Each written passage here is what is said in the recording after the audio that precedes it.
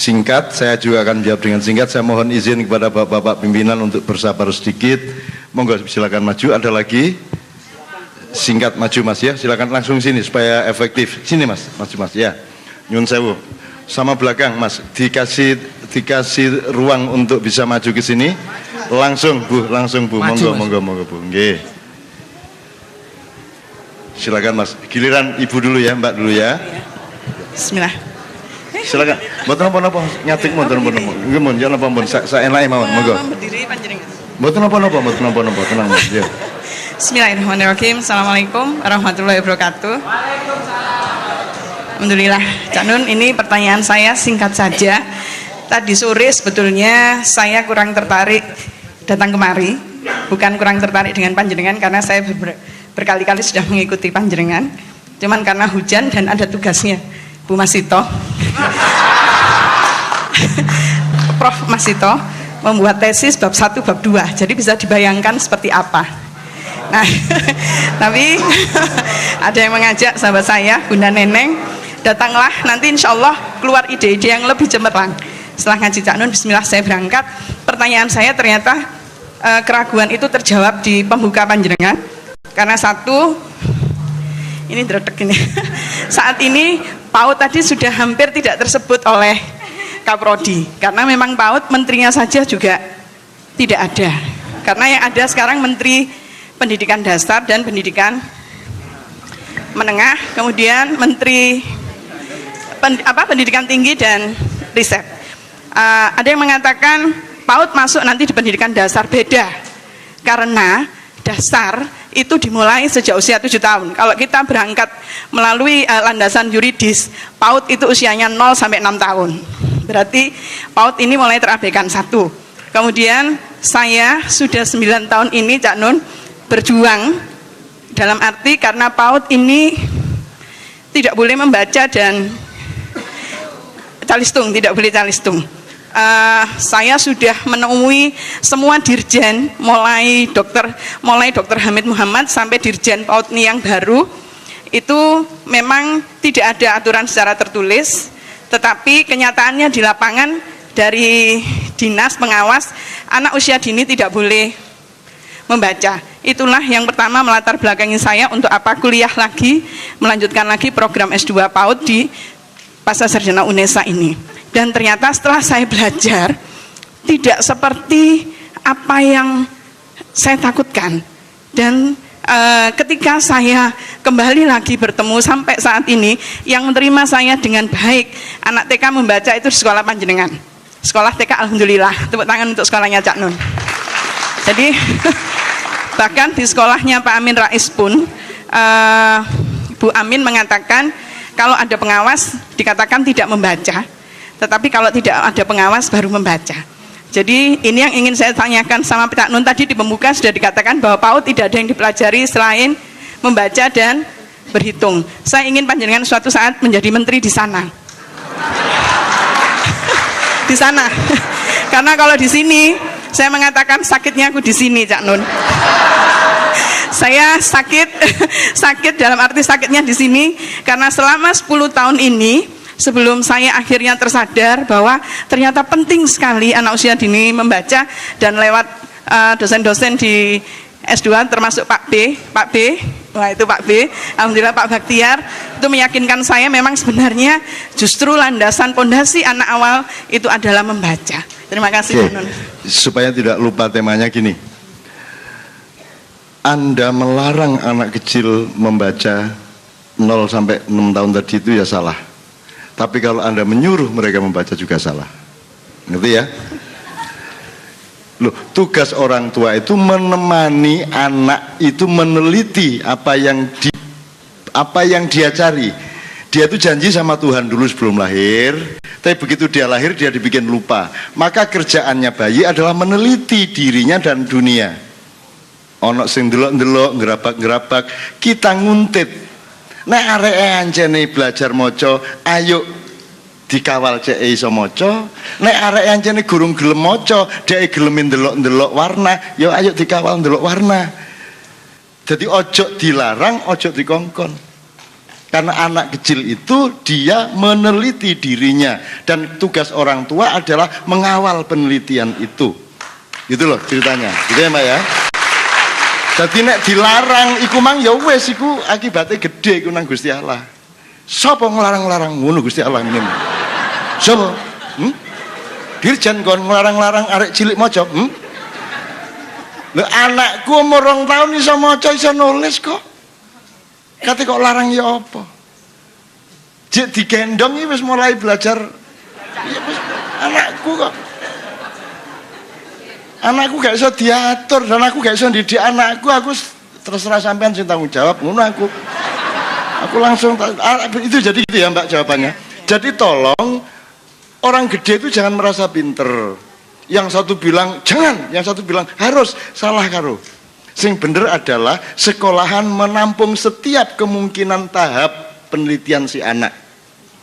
Jadi gurunya siap terus, arake seneng warna gak apa-apa, dikawal eksplorasi warna. Arake seneng ngitung gak apa-apa, arake seneng huruf gak apa-apa, gitu loh. Tapi nek dilarang gak oleh, gitu loh. Jadi SD kurikulumnya itu ya menemani, menurut saya kalau anak PAUD itu menemani. Bahkan sampean tahu di TK saya tidak pernah tidak juara drum band bertahun-tahun, dan tidak pakai biaya, dan tidak menarik orang tua untuk bayar anaknya ikut drum band. Justru karena tidak didorong-dorong, tidak dipaksa-paksa, sampean sebut sekolah yang terkenal itu mau bayar pelatih berapa saja asal juara, ngono ta? Tapi di tempat saya pelatih yang sama mengajar di tempat saya, dia tidak kita tuntut, Pak, kita tidak ada kewajiban untuk juara atau tidak juara. Cuman satu, anak-anak gembira dan jujur di dalam prosesnya, maka mereka juara, gitu loh Pak. Ya, oke. Jadi begitulah, kira-kira PAUD seperti itu jangan khawatir. Dan saya jangan jadi menteri. Saya jangan menteri, ayo ketanggungan ngawur ae. Mosok aku menteri. Urusanku samber lah, sing tuwek-tuwek kok njaluk dadi menteri wong tuwek. Ngene kan. Enggak lah, saya enggak ikut-ikut lah soal itu. Kalau saya jangankan menteri, satu imam sholat aja enggak berani kok saya. Soalnya nek aku ngimami temenan loh, aku ngimami. Tak imami temen loh kan. Nek aku sujud kan kudu sujud temenan loh. Gak mek sujud awakmu, sak negarane kudu sujud. Ekonomi ini kudu sujud, BBM kudu sujud. Nek aku ngimami temenan. Ngono lho rek. Nek gak masalah, ngene gak masalah. Ngono lho ya. Ya Mbak ya. Tepuk tangan untuk beliau. Mudah-mudahan penelitiannya dan tesisnya cum laude. Amin. Summa cum laude. Amin. Amin. Amin. Summa cum laude, summa ya'lamuna wa ya'lamuna. Ainul yakin laula tarawunna apa? Terus pokoknya summa itu anu. Summa ainul yakin. Ya, oke, ainul yakin. Oke, silakan Mbak. Monggo, lengkar Mian. Oke. Masnya dulu. Ya, berdiri Mas sama saya. Cepet. Bismillahirrahmanirrahim. Assalamualaikum warahmatullahi wabarakatuh. Nama saya Muhammad Jauhari. Jadi rumahnya cukup jauh, aslinya Singosari, Malang. Nah, di sini saya prodinya IPS. Tapi di sini yang asalnya tadi saya tuh berangkat ke UNESA. Saya cuma gini saja. Wis masih oleh pacul, oleh pedang nggak apa-apa. Nah, tapi setelah tadi mendengarkan ceramah dari Cak Nun, akhirnya saya kalau gitu saya harus punya pusaka, saya harus mendapatkan sebuah pusaka. Nah, untuk mendapatkan sebuah pusaka bukan hal yang sangat mudah. Karena apa? Karena kita harus benar-benar puasa, harus benar-benar tirakat. Yang saya tanyakan di sini yang sering menjadi kegalauan, ya, ketika kita dihadapkan oleh dua pembimbing tesis, ya. Nah, tapi saya saat ini belum tesis Cak Nun ya, masih mau proses karena baru semester 1. Nah, karena cerita-cerita dari cacak-cacak dari mbak-mbak yang lainnya itu seperti itu. Jadi ketika kita dihadapkan oleh dua pembimbing yang berbeda pendapat, nah akhirnya apa? Kita tuh bingung.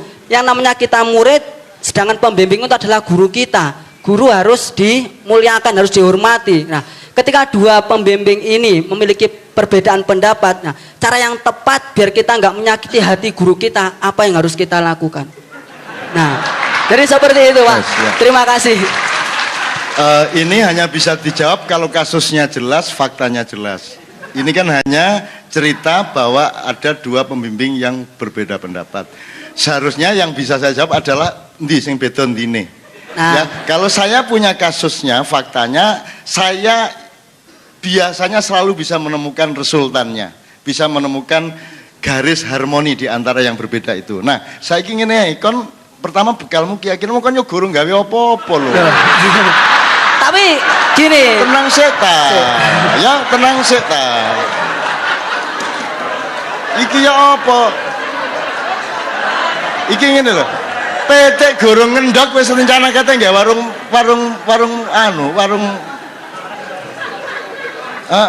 ndok ya. Lah ya kok ngendok dik durung manak dik durung ta. Ngene pedomane. Dah. Saya pedomannya mendasar aja, ya, Mas. Kan prinsip hidup itu apa dalam Islam? Dalam semua agama? Bukan selamat. Selamat nang ndi? Anda dari mana asalnya? Anda berasal dari mana? Kok ada Anda? Poe, hulu. Allah. Ya, Allah. Terus Anda punya kemungkinan untuk tidak kembali ke dia enggak? Aku tak dolen rono ae, iso. Ada enggak tempat lain selain tempat Allah? Oke. Jadi prinsip hidup itu tauhid. Apa saja akan menyatu kembali. Semua yang tampak berbeda, sesungguhnya tidak berbeda kalau engkau mengetahui rahasianya. Ya, cerah? Oke. Kalau jauh manduk-manduk tok ae. Nggih. Oh, kon niku manduk-manduk kok yo kon niku ya, oke. Jadi sesungguhnya tidak ada yang berbeda. Barat dan timur itu tidak bertentangan kalau engkau mengetahui rahasianya. Oke ya, satu. Terus ada prinsip yang lebih jelas. Kamu tahu yang namanya Majma'al Bahrain? Mboten ngertos. Ya mesti ae gak ero dapurmu mosok ero. Jak mereng-mereng ya. Jak mereng-mereng ya rek ya guyon rek.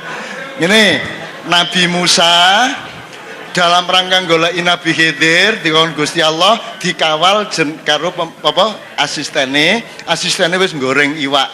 Dilebokno toples, dikempit, mlaku karo Nabi Musa. Terus Nabi Musa suatu saat, "Nun, ndi wae aku lesu iki." "Waduh nggih Kanjeng Nabi, niku wau kula lali kondo, iwake niku lho mara-mara urip dhewe, madhal pun kula goreng. Mencolot teko toples mlebu segara wali niki wau." "Lho, lah kok gak kondo?" "Aku nggih kula niku saking gumune iwak kok iso urip meneh mari tak goreng." "Ndek endi ku mang mencolote?" "Temriko lho, ten Majma'al Bahrain." Di garis pertemuan antara laut tawar dengan laut asin.